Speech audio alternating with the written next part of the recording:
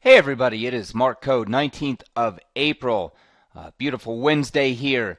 Wanted to take a look at, start out with crude oil. Always think that's a nice market. I know a lot of people are focused on the currencies. I like to look at the currencies and the futures.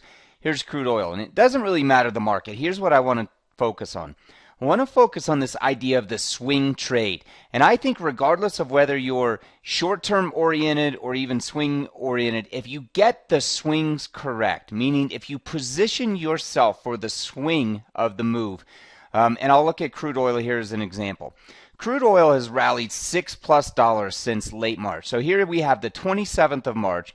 Crude oil puts in a nice little double bottom and rallies from underneath 48 to above 54. That top was put in on the 12th of April.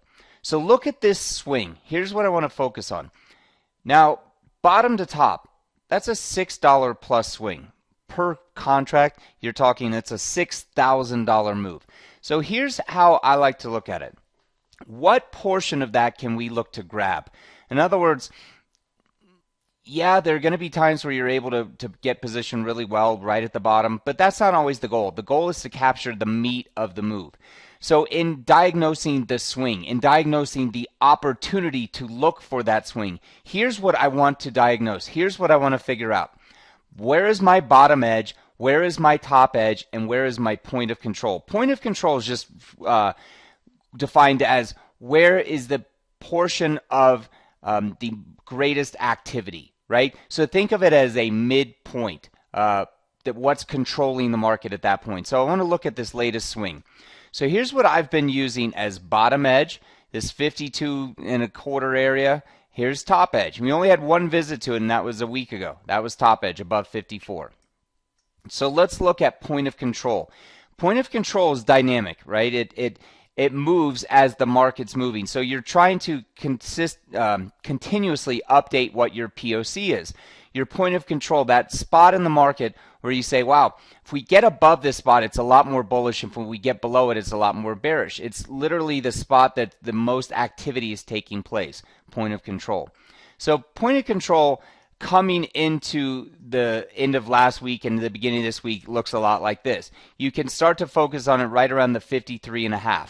And this is what your chart looks like when you're when it's in real time, right? So you always have the ability to hindsight when I do these videos, but it's no different than the work I'm doing in real time. Always looking at that right side of the chart, because after all, it's beautiful. Anybody with a computer and a chart can show you, this was the perfect point to act. Where I do different in my analysis is show you where I will want to act going forward, right? I don't claim to know where the market's going to go higher or lower today. What I know is where I'm willing to position and then where I find the bias of wanting to trade. So a week ago, for the first time in weeks, started playing the short side of crude on more of a medium-term basis. Why? Why did I start playing the short side of crude? Quite simply because I was at the market point. When you come back to early March, this was the market point I was referencing. And so that's what all these spots are. They're reference points, right? It sounds so wonderful to sit and say, oh, crude inventories are up, crude inventories are down. You know what? The bottom line is crude has traded from below 48 to above 54 and now back down into the 50 handle in less than a couple weeks.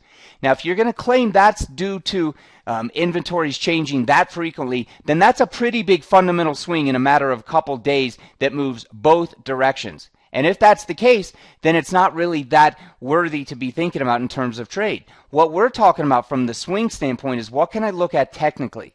And I know that concept can be tough to grasp from a longer term perspective, but we're dealing on the shorter and more of the medium term time frame, right? Fundamentals, although the longer term drivers of market movement, we're not talking about the course of years, months, quarters in crude oil. We're talking about how can we profit in swings. That's what we're looking to do. So I don't care whether it's dollar yen, euro Aussie, sterling yen. I don't care what the market is. What I'm trying to focus on is the swing aspect and get position. So whether I'm focused on a day trading time frame or more over a couple days, I still am looking to position. So watch what happens when I look at this breakdown, and that's what these are. They're reference points. So what this market told me in crude oil was that the sellers were willing to come in on the 8th of March and drive this market almost $6 lower. That's the point of chart that I'm referencing, right? So here's the breakdown.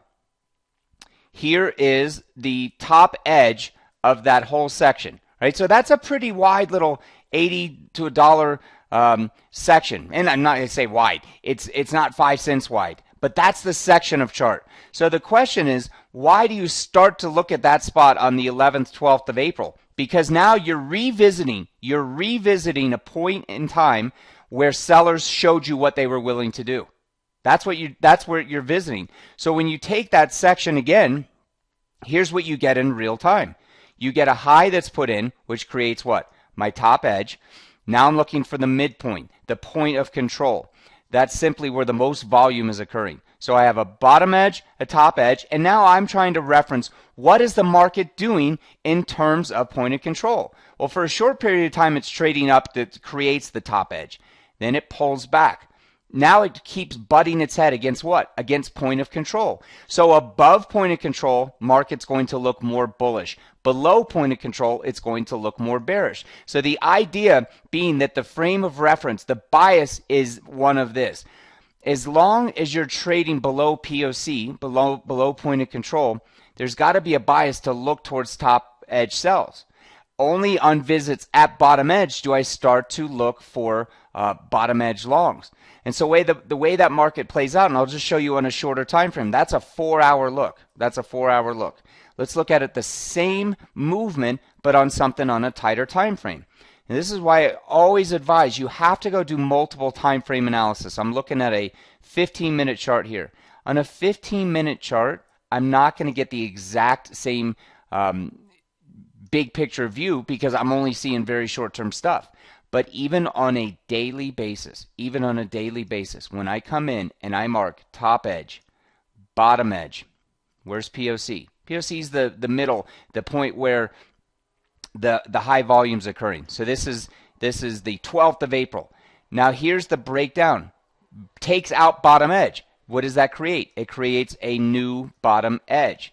So the idea is that you keep being dynamic with your analysis. You keep showing where is the most relevant top and bottom edge to play on. So as you come into a day like today, 19th of April, right? We get crude oil inventories today, but this move doesn't occur pre-inventory, it occurs post-inventory. Well, what do we know about the market coming in? We know there's a bottom edge here around 52.55-ish, 52.60. We know there's a top edge around 53.20-ish, right? Look at the action to that. Never test the highs. It's challenging the bottoms, taking out the lows, taking out the lows. So you realize where the pressure comes. So the question becomes, how do I get short-sighted? You get short at a top edge, right? That is what you're looking for. So I don't care what the market is, it's the same analysis. And I want to keep looking for those swings. I want to keep looking for those opportunities.